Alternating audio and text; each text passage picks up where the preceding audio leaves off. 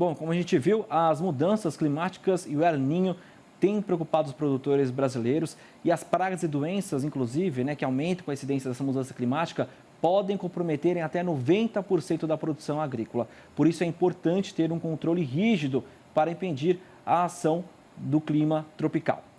E sobre este assunto, eu converso agora com o Rudslon Carlos Reis Ruben, que é engenheiro agrônomo, já está ao vivo aqui com a gente, para falar exatamente sobre isso e falar, inclusive, sobre diversas doenças. Tem as pragas também, né, como a cigarrinha. Quais outras pragas e doenças também estão tirando o sono do produtor, principalmente com a ação do El Niño? Boa noite.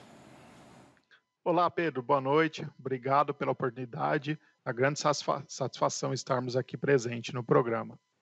Bom, o El Niño é uma realidade na safra 23/24, é um ninho de alta intensidade, e com ele, pensando nesse aspecto de pragas e doenças, ele traz realmente alguns cenários que impactam muito nisso.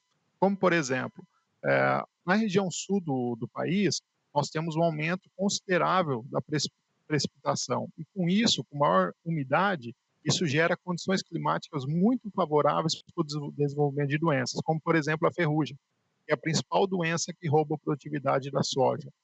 E a doença, a ferrugem, é uma doença biotrófica.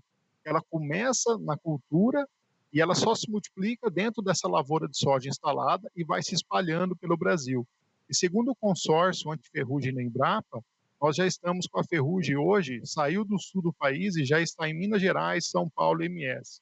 Consequentemente, em breve ela vai estar pegando muito forte nas outras regiões do Cerrado, como Mato Grosso, Maputubapá e outras regiões também. Então isso é um alerta para o produtor, e a ferrugem também, ela está atuando um mês mais cedo, o número de incidência dela, comparado à última safra.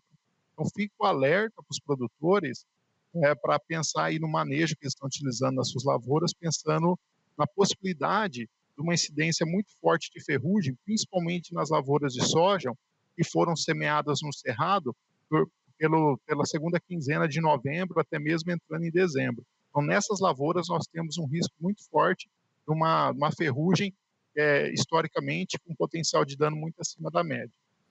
E em relação a pragas, né, nós temos no Cerrado um clima hoje muito seco, né, desde o início do plantio um clima muito seco. O que isso faz? Segundo o Sindivec, nós já temos 20% a mais de pragas no Cerrado do que historicamente as últimas safras. E principalmente, Pedro Costa, percevejos e mosca branca. E são pragas que roubam aí uma grande porcentagem de produtividade da lavoura, e o produtor precisa sim ficar muito atento, o produtor do cerrado ao percevejo de mosca branca, rever o seu manejo que foi feito no planejamento lá atrás e ver se ele está preparado com defensivos agrícolas e outras metodologias de manejo para estar controlando o percevejo de mosca branca para que não afete na sua produção. Em relação também ao manejo integrado, né, de pragas, realmente tem mostrado mais eficácia nesse sentido? Exatamente. O MIP, né, o manejo integrado de pragas, é fundamental nesse momento. Por quê? A gente precisa fazer esse correto acompanhamento da lavoura, o monitoramento, integrar várias técnicas de manejo para que a gente possa conviver com essas pragas num nível de incidência que não gere o impacto econômico na produtividade da lavoura, mas que ele também não aplique demasiadamente, porventura, de alguma avaliação equivocada, algum produto errado. Então, é muito importante a presença no campo para estar monitorando e acompanhando essas lavouras, para usar as melhores técnicas de manejo conforme a necessidade de cada talhão.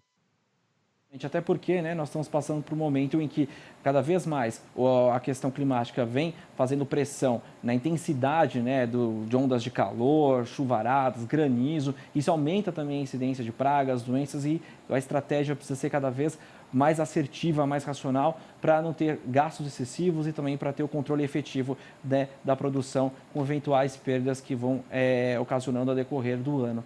Olha, infelizmente nosso tempo já está acabando, mas eu gostaria de agradecer a sua participação aqui no nosso jornal e, claro, trazendo mais informações. Estamos de portas abertas aqui, sempre ao ouvi-los. Obrigado mais uma vez.